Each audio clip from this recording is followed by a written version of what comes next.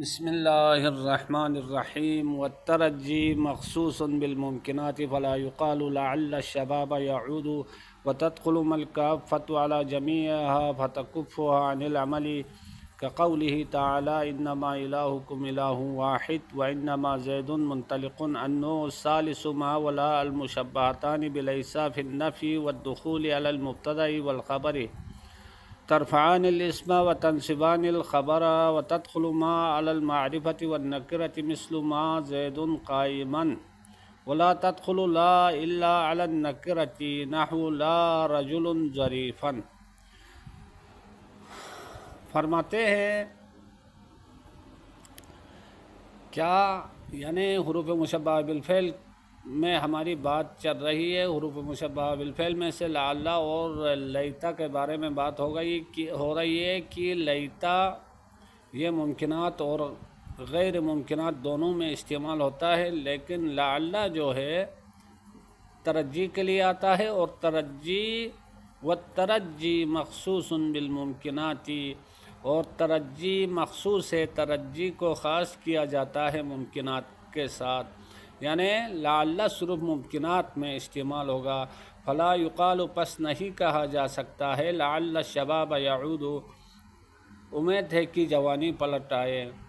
لعل حروف مشبہ بالفعل شبابہ اس کے لیے اسم، یعود اس کی خبر ہے، وتدخل ما الکافۃ اور مائے کافہ داخل ہوتا ہے علی جمیعہا ان تمام پر، تمام حروف مشبہ بالفعل پر، فتکفھھا بس یہ مائے کافر روکتا ہے ان حروف کو عن العمل عمل کرنے سے، تمام حروف کو روکتا ہے۔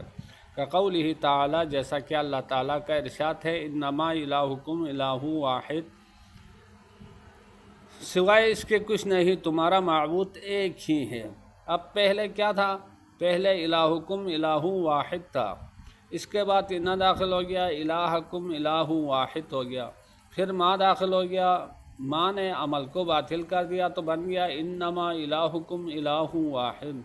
ہاں، انا حروف مشبہ بالفعل ملغا عمل مائے کافہ، الہ مضاف کم مضاف الیہ مبتدا، الہ واحد یہ صفت موصوف اس کی خبر ہے، یہاں انا کو عمل نہیں دیا ہے۔ آگے چلے انا کی مثال دیں گے، وَأَنَّمَا زَيْدٌ مُنْطَلِقٌ، انا حروف مشبہ بالفعل مائے کافہ، زید مبتدا، منطلقن اس کی خبر، یہاں جو ہے انا کو عمل نہیں دیا ہے چونکہ مائے کافہ داخل ہو گیا ہے، اور مائے کافہ نے انا کو عمل کرنے سے روکا ہے۔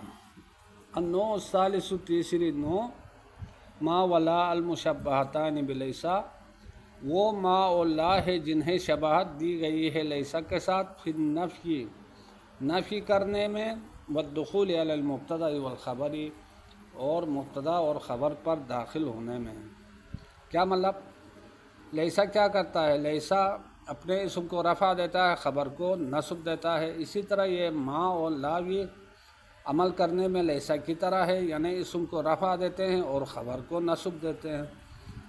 لیسا کیا کرتا ہے؟ لیسا نفی کرتا ہے، یعنی لیسا کا معنی نہیں، ما اور لا کا معنی بھی نہیں ہے، اور والدخول علی المبتدا والخبر، اور ما اور لا کو شباہت دی گئی ہے لیسا کے ساتھ کس چیز میں؟ مبتدا اور خبر پر داخل ہونے میں۔ ٹھیک ہو گیا، جس طرح لیسا مبتدا خبر پر داخل ہوتا ہے، اسی طرح ما اور لا بھی کیا ہے؟ مبتدا خبر پر داخل ہوتے ہیں، اور کیا کرتے ہیں؟ ترفعان الاسم، ان کا عمل یہ ہے کہ اسم کو رفع دیتے ہیں، ما اور لا، وتنصبان الخبر اور خبر کو نصب دیتے ہیں، وتدخل ما علی المعرفۃ والنکرۃ اور ما یہ شبیہ لیسا داخل ہوتا ہے معرفہ اور نکرہ دونوں پر۔ اس کی مثال مثلو ما زید قائما، زید کھڑا نہیں ہے، ما شبیہ لیسا، زید اس کے لیے اسم، قائما اس کی خبر۔ اب دیکھو، زیدن کو معنی رفع دیا، رفع کی علامت ضمہ ہے، قائمن کو نصب دیا، نصب کی علامت فتحہ تنوین کی صورت میں۔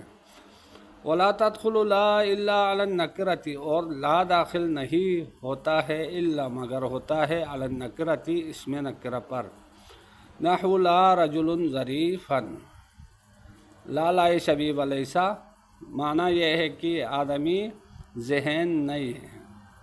لالا شبیب علیہ رجل، اس کے لیے اسم، ظریفاً اس کی خبر۔ یہاں لا نے رجل کو رفع دیا اپنا اسم بنا کر، اور ظریفاً کو نصب دیا اپنی خبر بنا کر۔ وصلی اللہ علی محمد و آلہ الطیبین۔